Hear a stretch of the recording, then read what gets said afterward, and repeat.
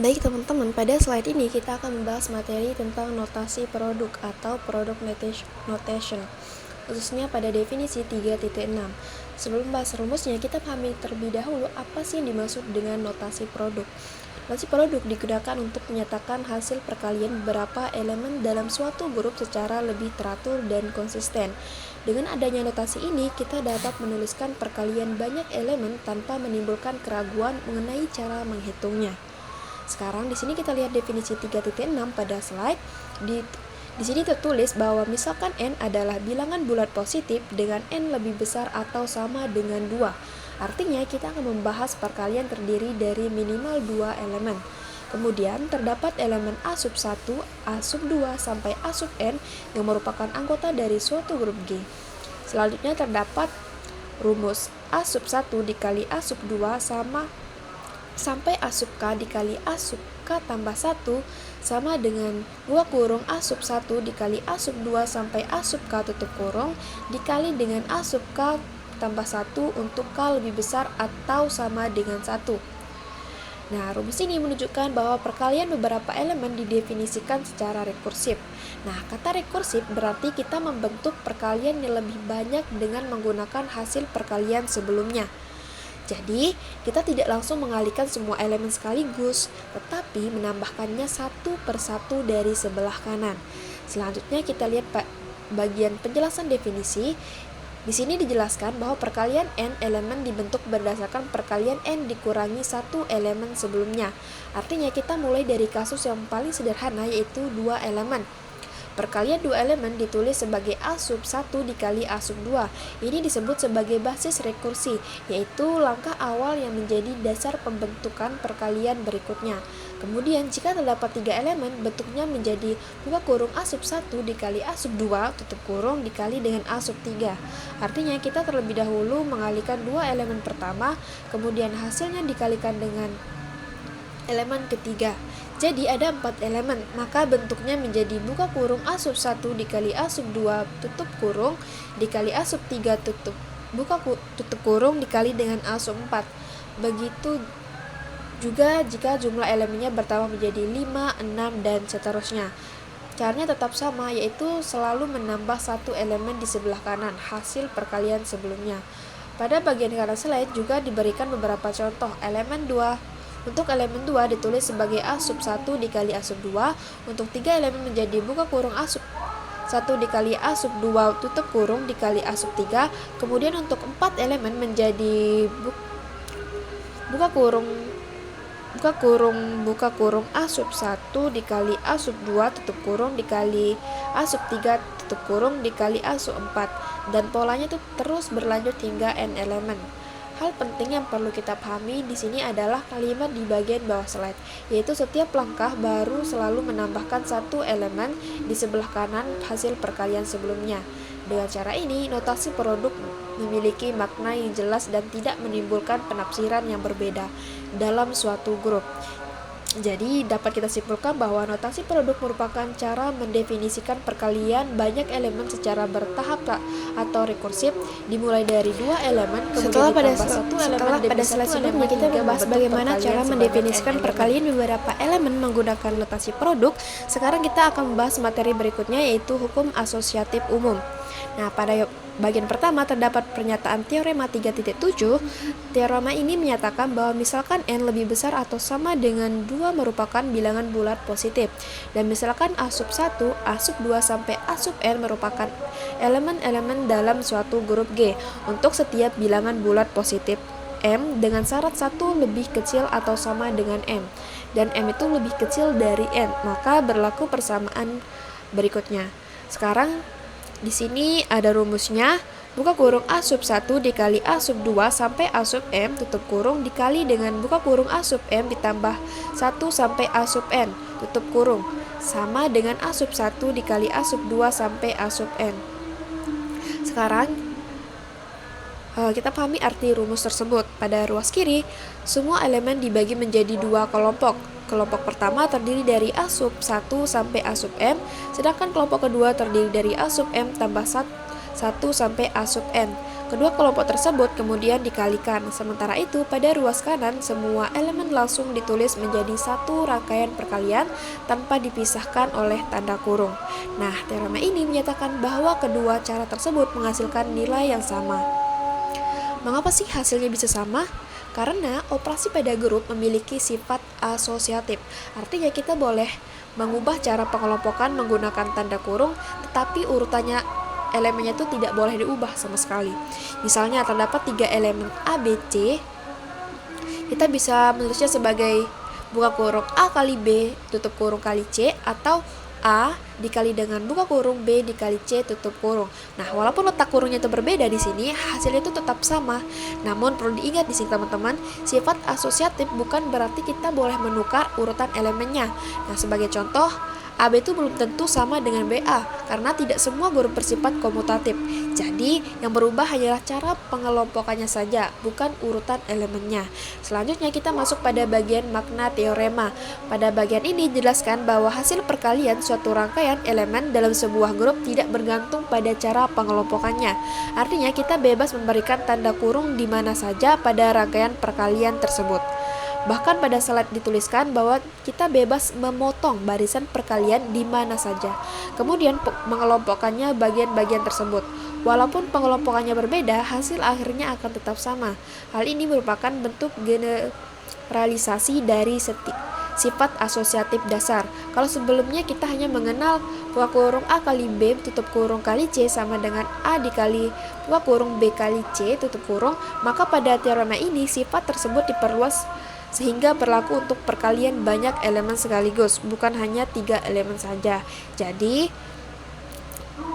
hukum asosiatif umum menjamin bahwa dalam suatu grup, hasil perkalian itu tidak dipengaruhi oleh letak tanda kurungnya selama urutan elemennya itu tetap sama.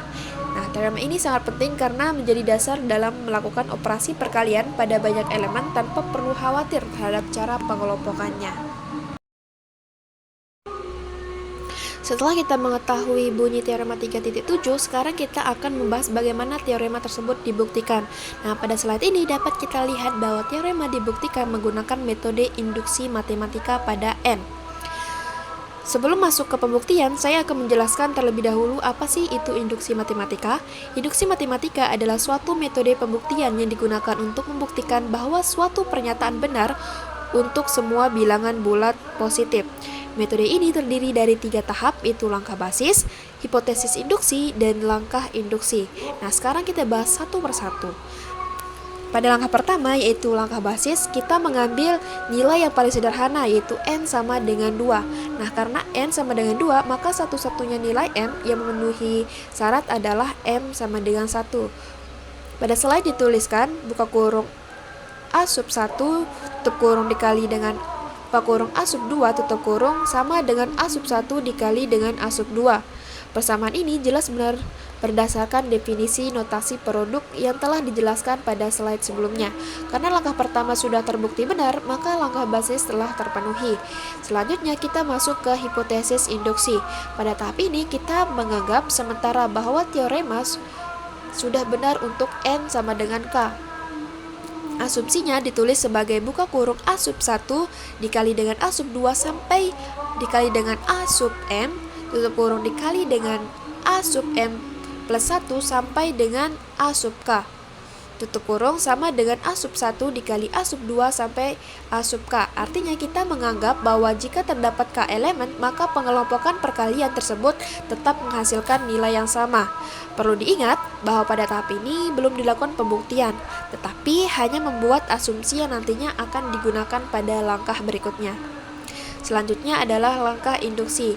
Tujuan langkah ini adalah membuktikan bahwa jika pernyataan benar untuk K elemen, maka juga benar untuk K ditambah 1 elemen, atau ditulis sebagai P K ditambah 1. Pada slide dijelaskan bahwa pembuktian dibagi menjadi 2 kasus. Kasus pertama yaitu M sama dengan K. Jika M sama dengan K, maka berdasarkan definisi 3.6 diperoleh buka kurung A sub 1 dikali dengan A sub 2 sampai A sub K tutup kurung dikali dengan A sub K plus 1 tutup kurung sama dengan buka kurung A sub 1 dikali dengan A sub 2 sampai dengan A sub K tutup kurung dikali dengan A sub K plus 1 tutup Persamaan ini langsung sesuai dengan definisi rekursif dari notasi produk yang telah kita bahas sebelumnya. Jadi untuk kasus pertama pernyataannya terbukti benar. Nah, pada kasus kedua pembuktiannya sedikit lebih panjang. Di sini digunakan definisi 3.6, kemudian diterapkan sifat asosiatif sehingga pengelompokan perkalian dapat diubah tanpa mengubah hasilnya. Selanjutnya digunakan hipotesis induksi, yaitu asumsi bahwa pernyataan benar untuk K elemen. Dari langkah-langkah tersebut akhirnya diperoleh A sub 1 dikali A sub 2 sampai A sub K plus 1. Artinya pernyataan juga benar untuk K ditambah 1 elemen. Dengan demikian langkah induksi berhasil dibuktikan. Nah, pada kasus pertama, pembuktian langsung menggunakan definisi 3.6 sehingga hasilnya sesuai dengan notasi produk. Sedangkan pada kasus kedua digunakan definisi 3.6. Kemudian sifat asosiatif, lalu hipotesis induksi hingga akhirnya diperoleh untuk A sub 1 dikali A sub 2 sampai A sub K plus 1. Dan demikian pernyataan terbukti benar untuk K plus 1. Setelah kita membahas hukum asosiatif umum beserta pembuktiannya, sekarang kita masuk ke materi terakhir yaitu grup matriks. Nah, pada slide ini dijelaskan bahwa himpunan matriks juga dapat membentuk sebuah grup, khususnya terhadap operasi penjumlahan matriks. Nah, di bagian atas terdapat teorema 1.29 yang menyatakan bahwa himpunan matriks berukuran M kali N dengan elemen bilangan real yaitu ditulis sebagai ini dan merupakan grup abelian terhadap operasi penjumlahan. Nah, sebelum lanjut, saya akan menjelaskan beberapa simbol yang ada. Huruf M, terus bawahnya ada M kali N, terus kurung R, itu dibaca dengan M berurdu M kali N atas R. Artinya adalah himpunan semua matriks berukuran M kali N yang setiap elemennya merupakan bilangan real. Kemudian disebut dengan grup abelian. Grup abelian adalah grup yang selain memenuhi sifat-sifat grup juga memenuhi sifat komutatif, yaitu urutan penjumlahannya tidak memengaruhi hasil. Selanjutnya pada struktur grup M berordo M kali N atas R, dijelaskan mengapa himpunan matriks ini merupakan grup. Ada beberapa sifat yang harus dipenuhi. Sifat pertama adalah ketertutupan. Artinya jika dua matriks yang berukuran sama dijumlahkan, maka hasilnya tetap berupa matriks dengan ukuran yang sama. Sebagai contoh, jika dua matriks berukuran 2 kali 2 dijumlahkan, maka hasilnya juga tetap matriks berukuran 2 kali 2. Jadi, hasil operasinya tetap berada di dalam himpunan tersebut. Sifat kedua adalah asosiatif, artinya A ditambah B ditambah C dapat dikelompokkan menjadi buka kurung A ditambah B tutup kurung ditambah dengan C, atau A ditambah buka kurung B ditambah C tutup kurung. Walaupun cara pengelompokannya berbeda, hasilnya itu akan tetap sama. Sifat ketiga adalah memiliki elemen identitas. Elemen identitas pada penjumlahan matriks adalah matriks 0 yang dilambangkan dengan huruf 0. Mengapa disebut identitas? Karena jika suatu matriks dijumlahkan dengan matriks 0, hasilnya tetap matriks semula. Misalnya A ditambah 0 sama dengan A. Nah, sifat keempat adalah memiliki inverse. Setiap matriks A mempunyai inverse additif, yaitu negatif A. Artinya, jika matriks A dijumlahkan dengan negatif A, hasilnya adalah matriks 0. Jadi, A ditambah dengan negatif A itu sama dengan 0. Nah, sifat kelima adalah komutatif, artinya A ditambah B sama dengan B ditambah A. Karena sifat komutatif ini juga dipenuhi, maka himpunan matriks disebut sebagai grup abelian. Selanjutnya, dijelaskan bahwa konsep grup matriks tidak hanya berlaku pada bilangan real. Jika bilangan real diganti dengan sistem bilangan lain, sifat grupnya tetap berlaku. Misalnya pada himpunan bulat, yaitu ditulis dengan M modulo M kali N dari Z. Kemudian pada bilangan rasional M modulo M kali N dari Q. Selanjutnya pada bilangan kompleks M modulo M kali N dari C. Dan juga pada ZK, yaitu sistem bilangan modulo. Jadi konsep grup matriks dapat diterapkan pada berbagai sistem bilangan, tidak hanya pada bilangan real. Contohnya di sini di contoh sebelah kanan di sini diberikan dua matriks yaitu A dan B. Contoh ini berada pada M modulo 2 kali 3 M 2 kali 3 atas Z5. Artinya adalah himpunan matriks berukuran 2 kali 3 dengan setiap elemennya dihitung menggunakan aritmatika modulo 5. Pada contoh ini ditunjukkan bahwa B merupakan inverse additive dari A. Kemudian kedua matriks dijumlahkan. Hasil penjumlahannya adalah matriks 0. Mengapa menjadi 0? Karena semua perhitungan dilakukan menggunakan modulo 5. Sebagai contoh, 4 ditambah 1 sama dengan 5. Namun dengan modulo 5, 5 sama dengan 0. Begitu juga dengan elemen-elemen lainnya. Karena setiap hasil penjumlahan menjadi 0 modulo 5, maka diperoleh matriks 0. Hal ini membuktikan bahwa B benar-benar merupakan inverse additive dari A. Jadi, himpunan matriks dapat membentuk sebuah grup terhadap operasi penjumlahan karena memenuhi sifat tertutup, asosiatif, memiliki identitas, memiliki inverse, dan juga komutatif. Selain itu, konsep grup matriks tidak hanya berlaku pada bilangan real, tetapi juga dapat diterapkan pada bilangan bulat, bilangan irasional, bilangan kompleks, maupun sistem bilangan modulo. Dan demikian, grup matriks merupakan salah satu contoh penting dalam penerapan konsep grup dalam aljabar abstrak. Setelah pada slide sebelumnya kita membahas himpunan matriks sebagai grup terhadap operasi penjumlahan, sekarang kita akan membahas himpunan matriks invertible sebagai grup terhadap operasi perkalian. Nah, perlu diketahui bahwa tidak semua matriks dapat membentuk grup terhadap operasi perkalian. Mengapa demikian? Karena dalam operasi perkalian, setiap anggota grup harus memiliki inverse perkalian. Namun, tidak semua matriks memiliki inverse. Sebagai contoh, matriks yang determinannya sama dengan 0 atau disebut matriks singular tidak mempunyai inverse. Oleh karena itu, matriks seperti ini tidak dapat menjadi anggota grup perkalian. Karena alasannya kita hanya mengambil matriks-matriks yang memiliki inverse atau disebut matriks invertible. Selanjutnya kita masuk ke bagian definisi grup G. Pada slide dijelaskan bahwa G adalah himpunan semua matriks invertible dari Mn atas R. Artinya adalah himpunan semua matriks berukuran n kali n yang elemennya berupa bilangan real, kemudian yang dipilih sebagai anggota G hanyalah matriks yang mempunyai inverse. Jadi tidak semua matriks dimasukkan ke dalam himpunan ini, melainkan hanya matriks yang dapat dibalik atau memiliki inverse. Tujuan dari pembahasan ini adalah pembuktian bahwa himpunan G merupakan grup terhadap operasi perkalian matriks. Sekarang kita masuk ke bagian verifikasi aksioma grup. Untuk membuktikan bahwa G merupakan grup, kita harus memastikan bahwa himpunan ini memenuhi aksioma grup. Pada slide dijelaskan bahwa beberapa aksioma sebenarnya sudah terbukti dari teorema sebelumnya.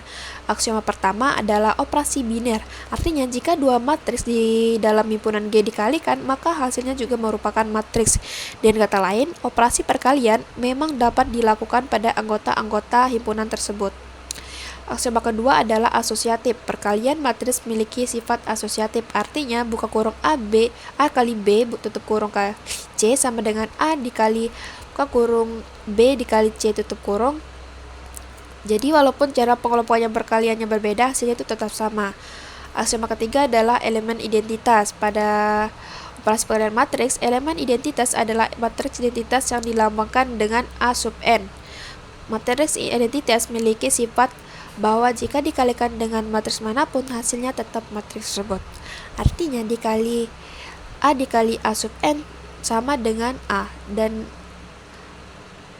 I sub n dikali dengan A juga sama dengan A. Karena itu, matriks identitas menjadi elemen identitas pada grup perkalian matriks. Pada bagian bawah slide dijelaskan bahwa sifat-sifat tersebut tetap berlaku ketika kita membatasi himpunannya hanya pada matriks invertible, yaitu himpunan G. Sehingga yang masih perlu dibuktikan hanyalah sifat tertutup terhadap perkalian. Artinya kita harus menunjukkan bahwa jika dua matriks invertible dikalikan, maka hasilnya juga tetap merupakan matriks invertible. Jika sifat ini terpenuhi, maka semua aksioma grup telah dipenuhi. Setelah sebelumnya kita mengetahui bahwa beberapa aksioma grup telah dipenuhi, sekarang kita akan membuktikan aksioma yang terakhir, yaitu sifat ketertutupan terhadap operasi perkalian. Misalkan terdapat dua matriks invertible yaitu A dan B yang merupakan anggota himpunan G. Karena keduanya merupakan matriks invertible, maka masing-masing mempunyai inverse, yaitu A inverse dan B inverse. Pada slide dituliskan persamaan buka kurung A kali B tutup kurung dikali dengan buka kurung B inverse dikali dengan A inverse. tutup kurung sama dengan A kali buka kurung B kali B inverse tutup kurung kali A inverse. Mengapa bentuknya seperti ini? Karena kita menggunakan sifat asosiatif perkalian matriks sehingga pengelompokan dapat diubah tanpa mengubah hasil perkaliannya. Selanjutnya kita tahu bahwa B kali B inverse sama dengan matriks identitas. Nah, sehingga persamaan tersebut berubah menjadi A matriks identitas A dikali dengan A inverse. Karena A sub n merupakan matriks identitas, maka A sub n sama dengan A. Akibatnya diperoleh A kali A inverse sama dengan A sub n. Jadi akhirnya kita mendapatkan buka kurung A kali B tutup kurung dikali dengan buka kurung B inverse dikali dengan A inverse tutup kurung sama dengan A sub n atau matriks identitas. Kemudian pada slide juga ditunjukkan bahwa buka kurung B inverse dikali dengan A inverse tutup kurung dikali dengan A kali B sama dengan matriks identitas. Persamaan ini membuktikan bahwa B inverse dikali dengan A inverse merupakan inverse dari AB. Dan demikian dapat disimpulkan bahwa buka kurung A kali B inverse sama dengan B inverse dikali dengan A inverse. Artinya hasil perkalian dua matriks invertible juga mempunyai inverse. Oleh karena itu, hasil perkalian tersebut masih termasuk anggota G. Inilah yang dimaksud dengan bahwa G tertutup terhadap operasi perkalian. Karena semua aksioma grup telah dipenuhi, maka dapat disimpulkan bahwa G benar-benar merupakan sebuah grup terhadap operasi perkalian matriks. Selanjutnya terdapat catatan penting mengenai grup non-abelian. Pada operasi perkalian matriks, urutan perkalian sangat berpengaruh terhadap hasil. Artinya, A kali B itu belum tentu sama dengan B kali A. Dan kata lain, perkalian matriks pada umumnya tidak bersifat komutatif. Karena tidak memenuhi sifat komutatif, maka grup matriks invertible bukan merupakan grup abelian, melainkan grup non-abelian. Hal ini menjadi salah satu contoh yang sangat penting dalam aljabar abstrak karena tidak semua grup harus bersifat komutatif. Selanjutnya dijelaskan bahwa konsep grup matriks invertible tidak hanya berlaku pada matriks dengan elemen bilangan real.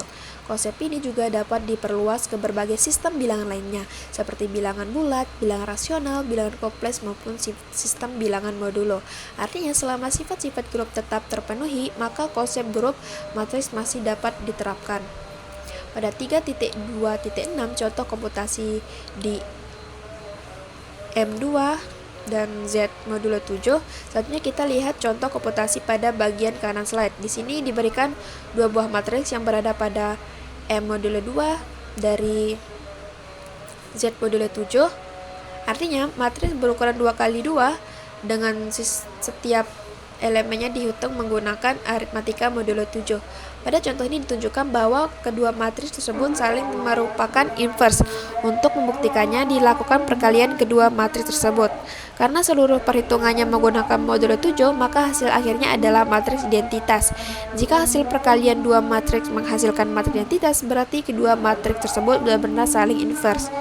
Contoh ini menunjukkan secara langsung bahwa pada sistem modulo pun konsep matriks invertible telah berlaku. Jadi, pada pembuktian ini dapat disimpulkan bahwa sistem perkalian dua matriks invertible tetap merupakan matriks invertible, sehingga himpunan G bersifat tertutup terhadap operasi perkalian. Selain itu, grup matriks invertible merupakan grup non-abelian karena perkalian matriks pada umumnya tidak komutatif. Terakhir, konsep ini juga dapat diterapkan pada berbagai sistem bilangan termasuk sistem modulo seperti contoh pada yang di atas, di slide itu. Demikian penjumlahan materi mengenai grup matriks invertible sebagai grup perkalian. Terima kasih saya ucapkan. Kurang dan lebihnya mohon maaf. Wassalamualaikum warahmatullahi wabarakatuh.